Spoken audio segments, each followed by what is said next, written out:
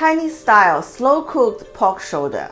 This is a simple way Chinese cook pork shoulder, because I know many of you love my previous recipe, Cantonese style roasted pork shoulder, char siu. Today I'm going to show you a slow cooked style pork shoulder. Here is a whole piece of a pork shoulder, weigh about 1 kilo. The first step is very simple. Just put in a pot, cold water, turn on the fire, bring it to boil. Cover it.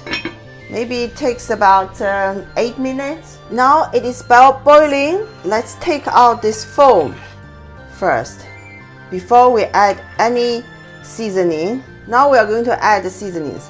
1 cinnamon stick, 2 pieces of star-anise, 5 slices of ginger, 3 pieces of the spring onion, only the bottom part, 1 piece of bay leaf, 20 pieces of Sichuan peppercorn, 40 milliliter of rice wine, 40 milliliter of light color soy sauce, and 20 milliliter of dark color soy sauce, 1 teaspoon of salt, 2 tablespoons of sugar syrup.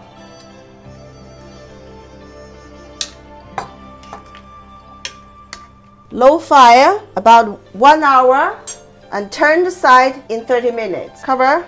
This is fully cooked. I just took out from the pot. Look at this side, the skin side. Now I leave it this side on the bottom of the pot too long, more than half hour.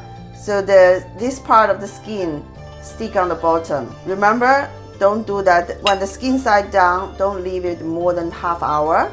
Otherwise it would look like this. Actually, I'm not going to waste this liquid. I'm going to use it for my noodle. Tomorrow I'm going to cook handmade noodle and use this as the part of the noodle soup. Check out my amazing noodle recipe with this sauce.